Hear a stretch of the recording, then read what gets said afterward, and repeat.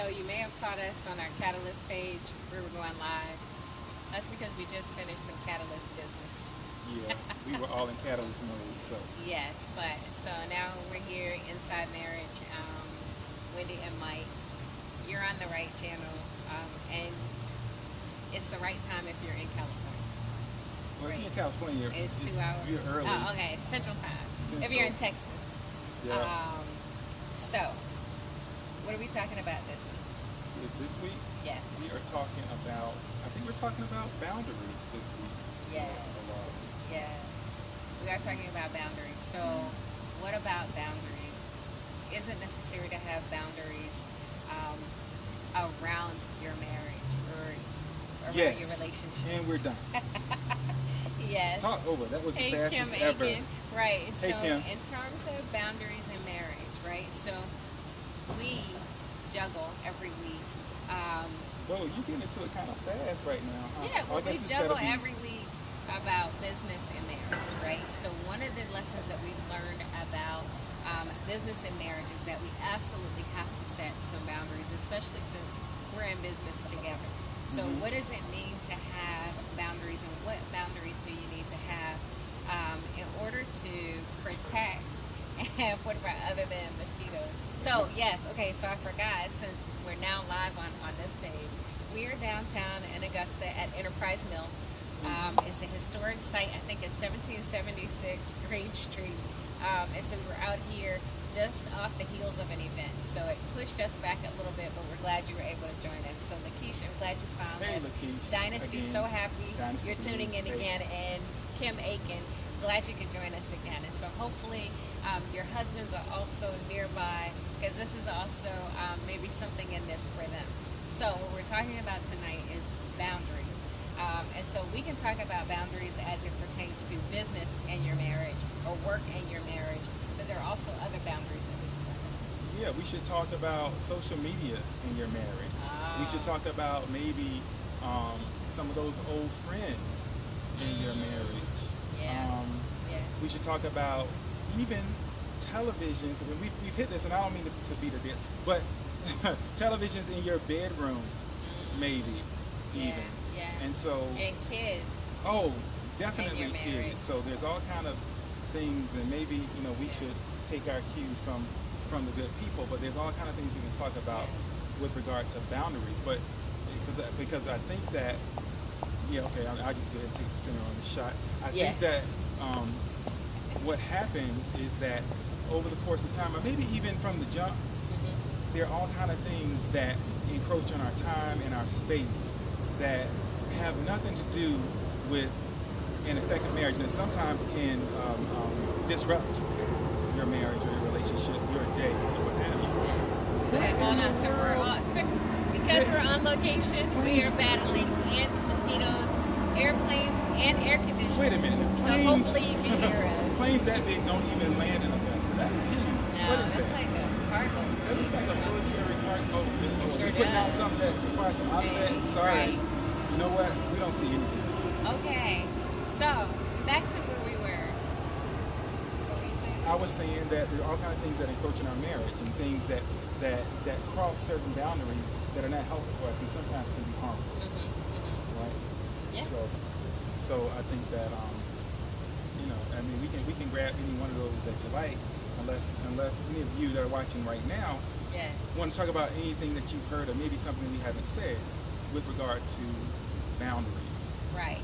And so Tell us which one you want us to focus on while we're out here for the next, 15 minutes or so. yeah, it's gonna be an before we get express eaten alive. because we thought that fall had hit, right? But no, it hasn't. Right. I don't So know we're if out you see here. me It's like shining whew, out fall here. for Augusta it means 86 degrees. Yeah, I'm Yeah, pretty I got shiny you. myself. Yeah.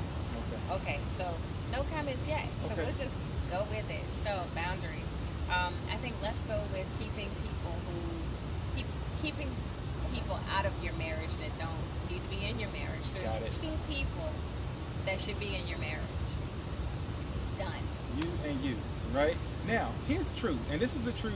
I mean, you're on Facebook Live, right? And so I recognize potentially the irony of what I'm about to say, and maybe for some people even the heartburn of what I'm about to say. Yeah. And that is, there are some people that you left in 7th grade that belong in the 7th grade. There are some people you left in kindergarten, your old neighborhood, your old school, that old job. Yes. That's where they belong. They are history because history is where they belong. However, what social media has done is created college. Oh yeah, leave them all in college, right? But what social media has done is to create this avenue into your life for somebody for whom that street should be a dead end. Right. So what it's done is it's allowed access where there wasn't any access before, or a limited access. I mean, that's what we're really talking about, right? Well, So we're talking boundaries. So some right. people, I mean, but what you said oh yeah, what I said. is about access. Yeah. It's about access to be able to see in. It's about access to be able to reach in, and it's about access to be able to communicate. Which means that the boundaries that used to or could exist are down because it's been leveled out by access. Yeah, and some of these, interestingly enough, back in the day, time and distance were natural boundaries, right? From some things that perhaps we wanted to leave in the past or that should stay in the past, right? Time and distance were natural boundaries. Well, now those boundaries, by way of the magic of social media, have been completely eliminated. Yeah. I mean, Time and distance. Time and distance, right? Yeah, Because now you're able to see what's happening with people, present day, real time. Yeah. Distance doesn't matter. You can reach anyone in the world in seconds, right? True. And so, what that requires, I think, on our part, is a more deliberate and intentional securing of boundaries, making sure that we are doing the things that are necessary to make sure the things that were past remain past, and the things that are important remain important. So I think that, you know, with regard to social media, without getting into too much depth in detail, I think that it's important to be intentional. Yeah, I agree. And, you know, what we said kind of at the top of the hour was that there are two people in your marriage. So in terms of who has access to what, those two people should have access to, should there be boundaries between them? Oh, in terms of, like, internally? Yeah. Within the marriage, no. Boundaries for what? Okay. I mean, Wendy has, and not only does she know all of my passwords, but even she has a fingerprint or two even on the pad on my phone. So in an instant, she can grab the phone, touch it, and she can see what she wants. Yes. Because boundaries are necessary to protect the relationship. Yes. However, boundaries within the relationship can be damaging and destructive. Now, you know, some people will say, wait a minute, well, last week, didn't you all say that it's important for us to have our own thing and to be able to kind of have some autonomy, and I want to shop and I can go shop, and no, it was free time. Right. And so I'm just saying, I don't want to send a mixed message here, right? Right. But anything that is hiding, you know, that shrouds something within the relationship has the potential to erode that from the inside out. And so Yes. I'm not an advocate of boundaries inside a relationship. It's just not, if the two are truly one, it's just not necessary. It's not necessary. And what happens is isolation, right? And so we're not talking about being isolated within the marriage or being isolated in the marriage, but we are talking about protecting the marriage from unnecessary and unwanted outside influence. Of which there would be many. Right. There are always outside influences. And they're not all negative, but they can be. And sometimes something that appears to be benign actually can turn out to be something other than that. I was about to ask you that. So yeah, you said they're not all negative. So what's something that we could perceive as positive that actually might begin to have some damaging impact on your relationship, on your marriage? What's some outside influences that we might perceive as positive that we would be doing? Other married couples, right? So a lot of Really? people, Oh, say more. Well, a lot of people, or friends. No, I'll just say that. Maybe not just other married couples. Where I was going with that is friends. I'm not getting it. Okay. So, friends of people within the marriage, right? So a lot of people say you shouldn't have, if you're married, you shouldn't have single friends. Mm-hmm. Because although your single friends may be supportive, they don't live a married life. Mm-hmm. But then there are people who say, well, we need to become friends with other married couples, and sometimes that forces the issue, right? So I think those are two examples of things that could be positive but could end up being negative. Okay. And Yeah. I What think, were you thinking? well, I was thinking from the standpoint of, because there are some friends, right? It's just like, yeah, we used to kick it. It's awesome. Uh-huh. And I just think that there's some people who have either a lifestyle or an approach or even a view on life that's not consistent with perhaps what our view on life is together. And so those people then bring other things into your life that really, to me, when you're married, that just are not helpful.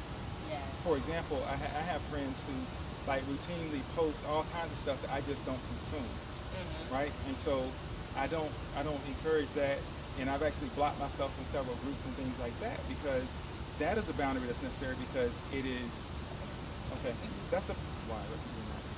Okay, that's a boundary that what it does is keep certain things out of my phone and out of my life that Yes. I'm not in agreement with. That's true. And so just because someone is your quote unquote friend, it doesn't mean that everything that they have for you is something that's going to help you. So That's true. Yeah.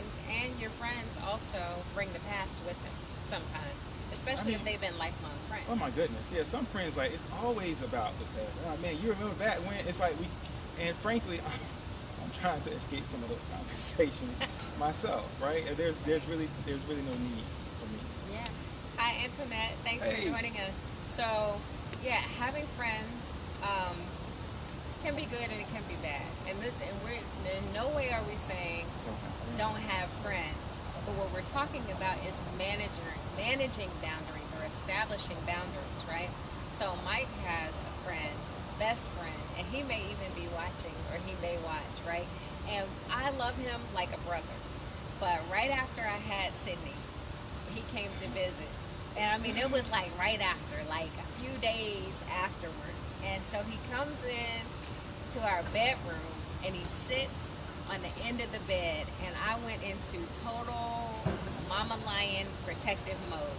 I'm like, dude, I mean, I love you like a brother, but the end of my bed after I just had a baby is not where you should be. A little bit of a violation, bro. Yeah, a little bit. Now, I still love him to this day, but you know, it is necessary for us to communicate in a loving way what those boundaries are so that other people can respect them and acknowledge and respect them. But it's up to us to enforce them. What's a good example? I mean, that particular example that's a very specific. I mean, I would even extend that to say that was about even like, you know, for certainly our space, but even your space as a mother and what you needed. You know what I mean? Yeah. I think for what we're talking about tonight, I think Yeah. we should be very, you know, kind of. I know that. Well, that was that one had an example impact, I of know. having a friend I understand. and it was an honest, and it still is a true friendship of both of ours. But that was just one specific example. But Yeah, as we get into some of the other boundaries and other things that we're talking about, Yeah, like things that have like direct impact on the relationship. yes, Right. they can. Because, okay, so direct impact on a relationship.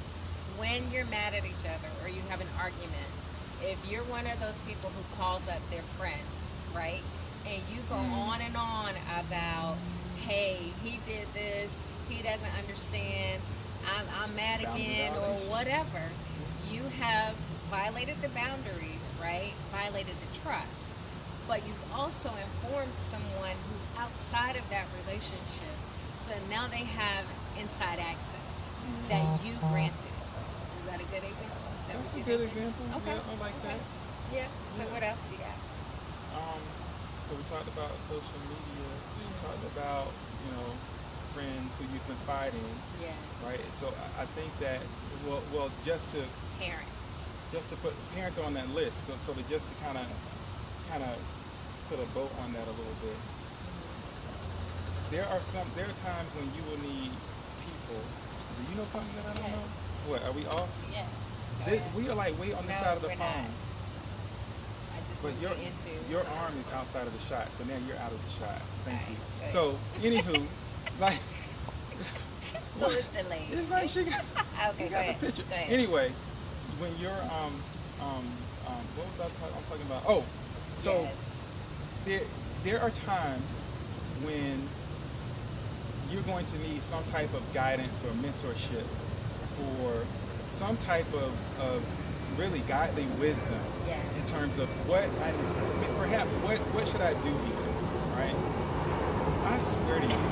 We are in the flight path. Of what though? Is there something happening that I'm not aware Not of? sure, but Maybe but that's this will be gone in. Okay, go ahead. So I think there are times when that's warranted, right? But it's not about every time you have some type of a disagreement, you're picking up the phone and you're telling somebody else about disagreement and what needs to happen. No, you need to work really hard to solve everything internally. And if there's someone you bring in, it should not be random. That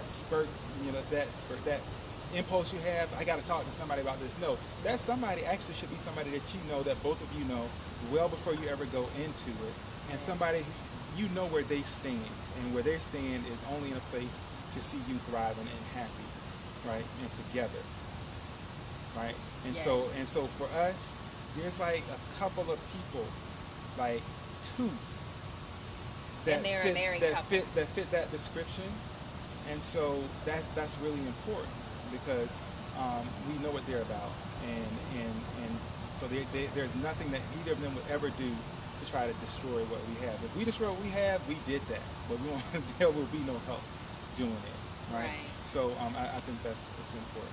Yes, and there shouldn't be. Okay, you go get your godly wisdom, and then I'll go get mine over here, and then we'll come back together and commiserate. I think it's really important That's that. happening. Well, it does happen, but what I'm saying is, because then you're telling me what you got, which is not what I got firsthand, and may not be exactly the same as what I got. And so what is absolutely necessary is that the two of you have a conversation. Whether or not you've received wisdom from other places, it's not about coming back to say, well, this is the advice I've received, and so this is what we need to do. You really have to get the support that you get, but you have to come back together and have the conversation between the two of you to really get to the root of whatever the challenge is. Well, but that's the thing. So if we're talking about, okay, then that's the normal, regular, that's the plan, right? But if we're talking about godly wisdom, Yes. then there are almost no circumstances in which you come back unless it's going to be to straight up ask for forgiveness, Yeah. right? But otherwise, you're not going to come back and say, hey, you know what, this was such told me, this is what we need to do, because such and such, if they're giving you good godly wisdom, they're not saying, hey, you better, you gotta, etc. Right. Unless it is, you gotta go and make this right now. That's what you need to go do, right? That's the only direct advice you're gonna give, because everything else should point you back to the word. So when you're coming back, it should be about, hey, you know what? This is what the word says. It's not about what somebody Yes. told me to do. It's about sitting down and really together understanding what the word says, because if you're in the word, then and you're outside of what you should be doing, that should have an immediate impact on your heart. Yeah, but that's good, because there's a difference between a person who says that they're giving godly wisdom and a person who is giving godly wisdom. And what I mean by that is everyone who's Christian is not godly.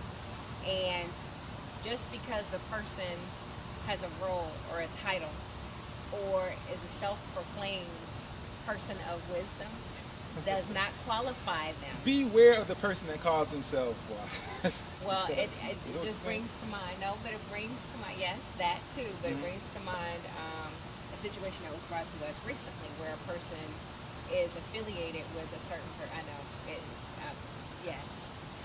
is affiliated with a group or a group of people or a person and is only following that guidance, only, and is not open to even talking to anyone else. Right. Yeah. And is saying that that is being ordered by God. Yeah. I mean, right. Exactly. Anyone who really proclaims themselves as the end all, be all, that's a problem. Yes. And what people should be encouraging us to do is to learn for ourselves. Yes. And to see what the word is saying to us, because we know that things touch everybody in different ways at different times. You can need the exact same thing, and it just applies in a different way. And so Yes, yes. that's all. I mean, it ultimately it leads back to that. And So great question, Lakeish. I don't have my glasses on, so I'm goodness. squinting. Would you like me to But look she at that? says, how often do you reestablish boundaries because things may change? And that is so true. And we just talked about that last week as well. It is necessary throughout the time that you're married, if it, to check back in often, right? Because if you're not operating off of current data, then you're operating in the past. Yeah. And the past is the past, but what we need to be focused on is what's happening right now. Can I be real with the people for a be second? real with the people right now. So one boundary we established is, I talked about television, right? Back in the mid 2000s, Yes. I came home and I'm like, look, we got to do something different. That's like, the TV is like not only I can't quite sleep how I need to sleep. I got to get up super early, and we're up super late. We're watching television, and in the presence of the television, it is truly like the TV is another person in your room that's talking you to death. It's like that person is talking and like, hey, look at me. And as soon as you want to try to do something else, it's like, no, but come back, right? Yeah, but the key here wait a minute, is that, but that's you said, what it is. What? This is my point. I said the key. No, I said yes. For the person who perceives that. Listen, stop. That's important. I'm trying to. No, I'm perceiving it. Okay. Yeah. Let's see. This is Go ahead. this. See now, it's like is there a counter? I'm not sure. No, it's not. But the truth is, just think about it, right? The television is designed to keep your attention. People get paid big bucks to find ways to keep your attention. That's why I say it's like somebody just constantly talking to you about something that you really want to hear, because it's on, it's constant, it never stops. You don't even get the national anthem at night anymore. TV is round the clock, and there are hundreds of channels. And so it is like somebody who's talking nonstop about something that's very interesting. And so in that way, it's like having another person in your room. And so Wendy and I went back and forth for months about what to do with the television. So we ended up eliminating the TV. Yes. Right? And so we compromised, because I grew up with a television from the age of 3 in my bedroom. And I wouldn't even call it compromise. I mean, TV was gone, right? Well, I compromised. I mean, she acquiesced. She said, okay, I will do this, even though I'm not gonna like you too much for this. I'm gonna do it. And right. she did it Compromise. because to me, compromise would have been keeping it and finding some way to work it out, but there was just no workable. I mean, I was willing to compromise on your request. I understand, but compromise would have been like keep it here, but maybe like turn it off at a certain agreed upon time. That would have been compromise. I mean, I appreciate that you just said, hey, you know what, we'll get rid of it. Yes. So I mean, can I finish my story? Yes. Anyway, so boom, that boundary established. No TV in the bedroom. And actually, it transformed. We got like at least 2 extra hours of sleep at night on the front end, at least. The love life was, because it was just about loving or sleep. That's what it was. That's what the bedroom should be for. That's what it's for. Y'all heard that. Bedroom should be for love, loving, or sleep, right? Yes. And so, boom, boundary established. Well, that was in the mid 2000s. That was even, That was like early 2000s. Early, but we didn't have smartphones. I mean, we had something. We had Blackberries maybe or something. Yeah, we had smartphones, but they weren't as smart as they are now. Yeah, so, anywho, so now we kind of fast forward the clock, and the TV has been completely replaced, and so now our electronics have replaced the television, but in a much more crazy way, because now electronics are like interactive, and so they just kind of keep you there, right? And so now there's this other thing, and so we've had discussions now about how we manage that. A whole different ball game, a whole different boundary that we now need to reestablish. So that's just one example. But there's more to it than that. I mean, it's relatively simple to say that these are the things that are impeding on our time or impeding on our space, right? But it's also about perspective, and it's about habits, and it's about routines. And so part of what you all know already and what we demonstrate is marriage is give and take. It's not just let's do this because you said do this, but there has to be some mutual understanding, some mutual agreement around what it is that you're going to do, because there has to be a point that makes it mutually beneficial. so that it doesn't become, well, this time you get your way and then next time I get my way, or it's all about my way, or it's my way or nothing, or before I met you and before I married you, this is what I did. All of that really changes when you enter into a marriage. And in order for your marriage to thrive, you do need to check back in routinely. And so what does routinely mean? Well, that's really kind of up to you. It could be, like we say about expectations, it could be when something changes. It could be when something's broken. It could be when you start to feel different. Yes. People change. People change. And so maybe at some point it was all good. And now maybe today it's like, man, you know what? Maybe you weren't being honest before, or maybe you just see the world differently. Yes. Okay, for real. So, how are we going to war? So here you go. Yeah. All right. Is it good to have a cell phone curfew for the sake of more attention and better communication? Oh, hi Jeff. Hi Daniel. So let me go back to the first thing that Daniel said. He says, so does no television in the bedroom help communication? And then he went on to say, is it good to have, seriously, I got location accuracy popping up. I know. Okay. So is it good to have a cell phone curfew? So yes, Daniel, let me answer that one because that's what we had to impose. So as we go through this journey, so let me first predicate this by saying that Mike is a morning person, I'm a night person. So my argument to him was... It sounds like she's setting up for some defense. No, but my argument was that the way that he starts his day is the way that I end mine. So one of the first things Mike does when he wakes up is he gets his phone. He checks his phone and he starts his day. He's checking emails. He's getting caught up. He's doing a number of things on his phone. I don't know if Wendy knows what I'm doing on my phone. Okay, but he can say what let's not make it about. Go ahead. The way that I end my day is really kind of closing those things out. I'm doing the same thing, but it's at the end of the day. So it just so happens that it's at bedtime. And so what he expressed was, hey, having your phone in here is like reintroducing or having the TV back in here, but worse. And it is keeping us from communicating in the way that we should. And so that was his perspective. And so I had to stop for a second because my initial response was defense. Hey, you don't know what I'm doing on my phone, right? So now you're trying to manage my time. Now it's all about what I'm doing at the end of the day, even if I don't dictate what you do at the beginning of the day. Well, when I got outside of my own feelings about it, which is another kind of barrier to good communication, emotion. But when I got out of my feelings of it, I'm like, you know what? You have a point. So let's give it a try. So we had to impose a curfew, or we tried to impose a curfew. And it was, hey, 10 o'clock, no phones, not even in the bedroom, because just having them off is not enough. So we had the phones outside of the bedroom, charging in another location. And I think for that first several days, week or so, it was awesome. It was great. And we were doing what the bedroom is meant to do. I mean, before. Sometimes. And we talked more. And we prayed. And so it did open that up. But then, it started to become apparent that without having that downtime or that time to decompress for me in the evenings, that I wasn't happy with that arrangement.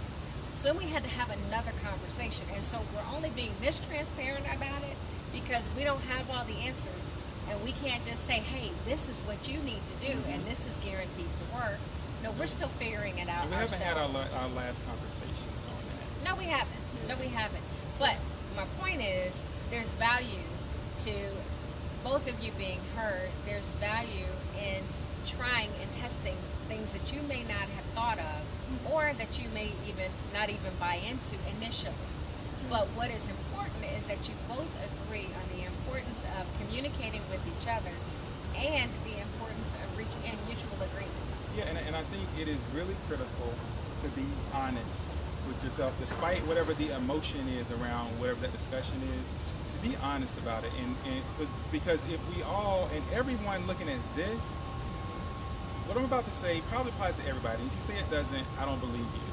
The way that we communicate with each other has changed dramatically now that we all have these electronics. Yes. How much attention we pay, how frequently we pay that attention, and what the quality of that attention is. Have to accept that. And if we accept that, then the question becomes, is that okay? If it's not okay, then it's important to mutually do things that put your relationship where you want it to be. And that's an active process, because if you don't actively work on that, Yes. I'm telling you, there are people who are smarter than us who have developed everything here, right? That phone, and how to keep that phone in your hand. All that convenience that we have, it's not about convenience. It's about keeping the phone in your hand, right? So if we all accept that, then it's just a matter of, hey, is that okay? If it's not okay, figure out how you're going to manage that. Yes. So hi, Jeff. Thanks for joining Jeff, us. what's up? Yeah. We always appreciate you supporting us. So if there are any other questions that you guys have, make sure you send us your comments or your questions when you watch this. You can put in #replay, or you can just put in your comments, and we'll try to get back to it. But at this point, we gotta go. Oh, can I? Because I've been bitten at least 5 I'm so times. sorry. now. Okay, We're outside so we're not gonna talk about at night. we're not gonna talk about like work boundaries at all. Yes. So Real quick. work boundaries, real quick. For those Real of quick. you, Work boundaries. whether you're at home, you have a at home gig like we do, or if you work in an office or whatever, we have the ability to work round the clock. And a lot of people send emails whenever, midnight, 2 o'clock, it doesn't matter. They're sending emails, they're posting things and all that. And a lot of times those people are sending emails to folks who are receiving them and acting on those. It's just too much. It is too much. Yeah, so Daniel, to your point, and to anyone else that might be watching, I think you start with baby steps. If you can set a time first where you're not going to respond, or you're not going to send emails or make posts or any of those things, I think that's a good first step. It is a first step, for sure. It's a good first step. Because everybody, we're all reacting to each other. In America in particular, we're really bad about taking vacation and time off and everything. It's all about work, grind, even when we're supposed to be off. So how long does that 8-hour workday you used to have, what's the real time, right? There's no end point. And so I know a lot of you two are like, well, I go home and I spend time with the family, and then when they sleep, I go to work. Yeah. I mean, let me just put it to you. The harsh truth is this. Nurses do that. If you don't show up tomorrow at work, you get hit by a car and you don't show up, guess what? Somebody's going to do your job, and in a couple of weeks, they'll be like functioning, like as if you never left. Yeah. That's a harsh truth. But what I'm telling you is, we put so much into work 24/7. We don't get that back. The time that we spend, we don't get it back, right? The time that you don't spend with your wife, with your husband, with your children, getting rest, taking care of you don't get it back. Right. And so it is really important to decide. And it doesn't, frankly, if your boss sends a midnight email, unless you have some type of midnight gig, if you're an EMT, ignore what I'm about to say, right? If you have some type of on-call thing and you're expected to be available around the clock, fine. If you don't, shut it down and ignore everything until a time specified by you. That's a boundary. Yes. And Yes. it'll save your life and your marriage. And it's an important one, right? And so I'm glad you brought that up in terms of, but it goes back to access. What we agreed to and what we established. And so in our last government job, we would always say past established practices, right? Or established past practices. But just because it's an established practice doesn't mean it's the right practice. And in your marriage, you are constantly defining what your relationship is. You're constantly defining how it will work and how you will work in it, right? And so our goal is to get you to first turn to each other. Because while it's great to get outside advice and outside help, turn to each other and establish the boundaries around that marriage relationship, right? Keep everybody that doesn't need to be in it out of it. Fortify it in a way that keeps you communicating, keeps you tuned in, keeps you paying attention to the one other person on the planet that is as important as you are. So, as you navigate those things, even when it's strained, even when it's difficult, it is so important that you turn to each other and not to the outside for any type of advice, guidance, or fortification. Is that it? Fortifying measure? I don't know. Yeah, what you Anything else to nurture what you should be nurturing between the two of you, right? And so what happens when you don't establish boundaries? There can be a wedge that forms between you. You can, because you're being pulled in so many different directions and there's access around the clock, it can cause health issues. It can do so much damage when you don't have boundaries. And I think the word says that it form a hedge of protection around you. Isn't that what it says?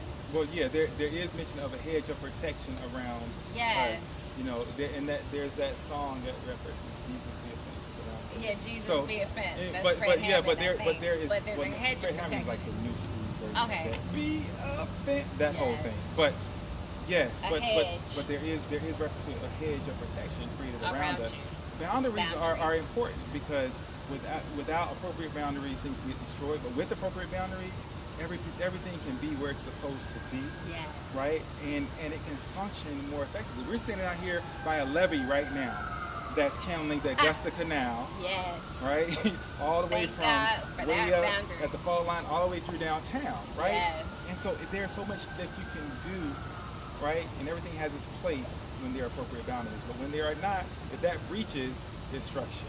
Right? So, that's a good illustration. So yes. So and Jeff says emails can wait. Yes. Oh, Anna said, I wonder where you guys went. That's funny. Hey Anna, thank you. Anna. And so yes, you know, we are so focused and committed to getting this thing right. And we're so excited that you all join us, at least for the last several times, and for however many times we're blessed to be able to come and share with you, because we want you to get it right too. And so we give you this look inside our marriage to talk about and look at inside marriage, because it requires work. There's no magic answer. You don't just snap your fingers and it just happens. It requires a constant recheck, recalibration, recommitment in a good way. It's a covenant relationship, but you still have to make a conscious decision to stay engaged. And so our prayer for you is that you continue to do that, because navigating everything that we have to navigate requires that we do. It's a must. In order to stay married and to enjoy it, you really have to both be in it together. Right. And your first decision is just that, to stay married. Yes. Wendy knows that my total focus in life is to stay married. That's a decision, right? That will not change.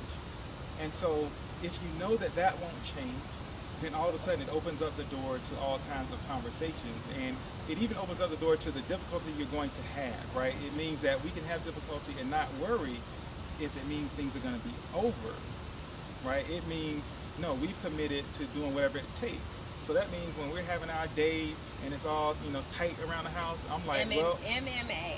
Let me just go. I'm about to bring this thing back up, because we're not there, right? We're still all walking around here all tense. No, yes. We're not done. So let's see if we can get in there and try again to fix this thing, yes. and to give it what it requires, which is our total attention. It requires prayer, individually and together. Yes. And it requires complete and total commitment. Because if there's complete and total commitment, I may be upset that she's upset with me.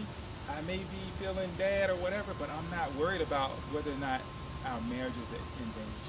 Right. And that's important, because if you're not worried about saving the marriage, no, you're worried about what we're worried about is making this great, right? Making it feel like it did back in 97 when I was like, yo, yes. With you, boy, hey dad, I think I got one, man, for real. This one is different. Yes. This one is different. I think I get back at you, but I'm gonna let you know. But whoa. Yeah. So Yeah. that was 97. Yeah, and but we both have grown. We both changed. We had children, and what do we say that to say? That when God is in your marriage and God ordains your marriage, then whether or not you believe you married the right person really goes out the window, right?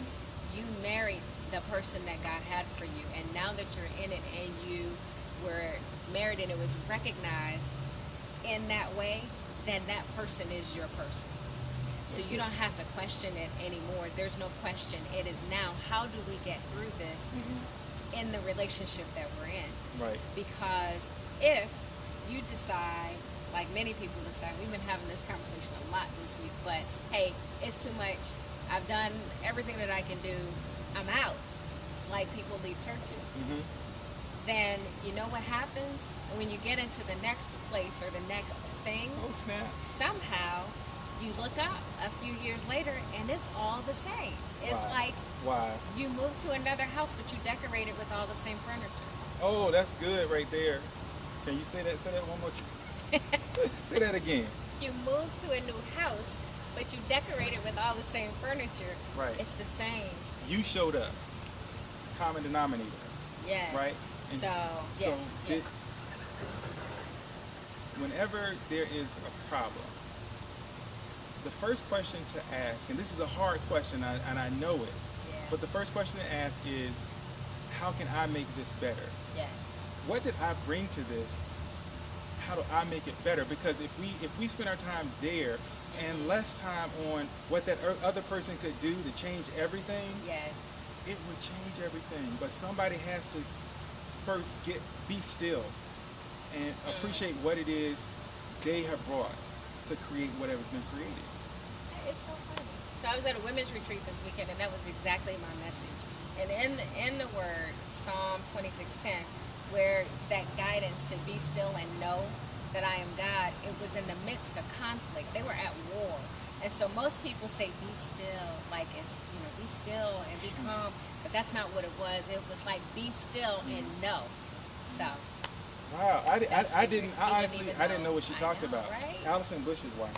Okay, yay. That's funny. Hi, Allison. Anna Reed said, I was like, they let me shut it down and then ran off and left me.